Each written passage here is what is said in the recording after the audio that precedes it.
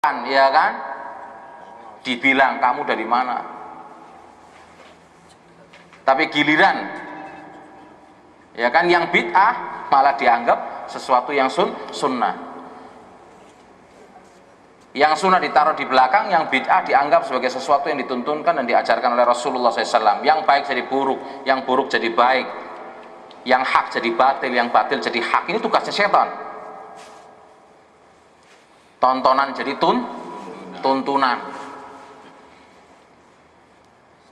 Kiblatnya siapa? Wah, lihat.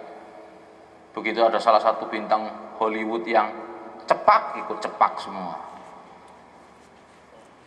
Ya kan? Buka aurat jadi biasa, menutup aurat jadi aneh. Yang pakaiannya betul-betul menempel di tubuhnya sehingga mengikuti lekukan-lekukan tubuhnya dijadikan sebagai sesuatu yang biasa.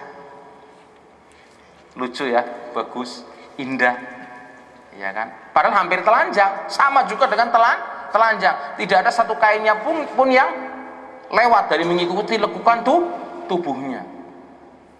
Bahkan tren kalau sebagian dari auratnya itu tampak, bangga ketika bermaksiat kepada Allah Subhanahu wa taala. Tapi giliran ketika ada manusia yang berjilbab, ada manusia yang menutup auratnya, dianggap aneh. Maksiat dianggap modis, mengikuti zaman, ngetren. Giliran yang memakai pakaian busana muslimah, mengikuti perintah Allah dan Rasulnya, dianggap aneh. Ini tugasnya setan.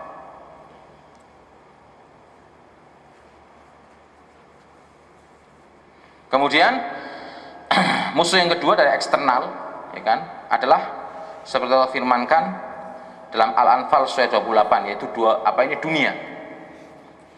Dan Allah berfirman, wa'lamu annama amwalukum wa auladukum fitnah wa annallaha 'indahu ajrun 'adzim.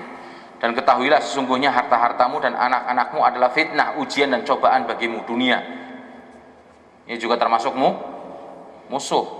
Dalam artian apabila kita tidak bisa mengendalikannya, menundukannya dengan baik, harta di dunia ini bisa menyeret kita ke dalam kebinasaan, ke dalam neraka, ya kan, kalau kita tidak bisa menguasainya dan mengaturnya dalam rangka untuk mencari ketaatan kepada Allah.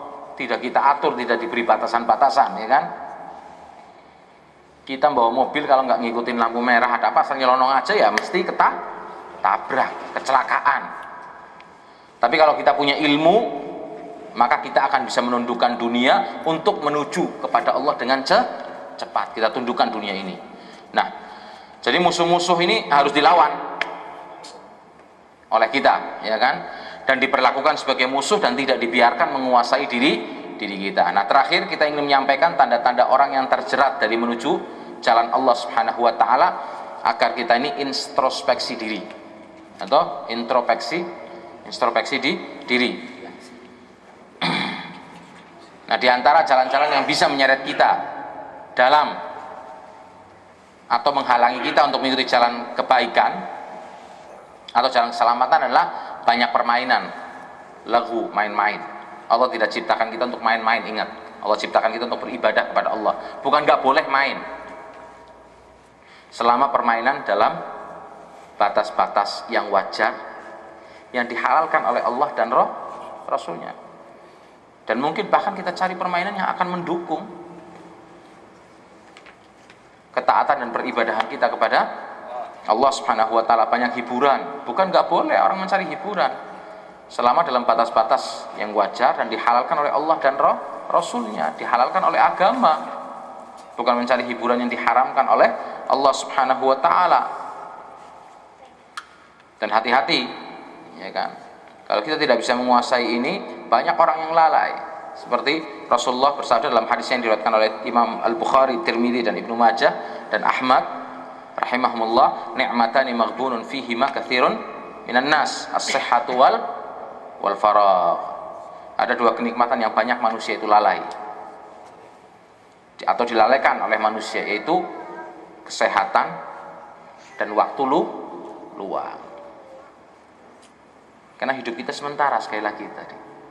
Kehidupan kita di dunia adalah merupakan sementara, dan dunia ini adalah ladang untuk kita meraih atau memanen kehidupan akhirat. Jangan sampai waktu sehatnya kita untuk kita bisa beribadah kepada Allah, waktu luangnya kita habiskan untuk permainan atau hiburan yang tidak sama sekali mendatangkan manfaat bagi kita.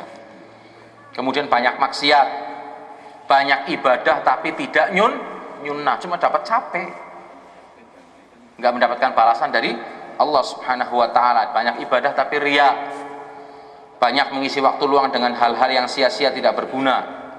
Dan Rasulullah SAW bersabda dalam hadisnya yang diriwayatkan oleh Imam Tirmidzi, inna min husni islamil mar'i tarkuhu ma la yakni, termasuk kebaikan dan kesempurnaan Islam seseorang adalah meninggalkan apa yang tidak ada gunanya, yang tidak bermanfaat untuk kehidupan akhiratnya.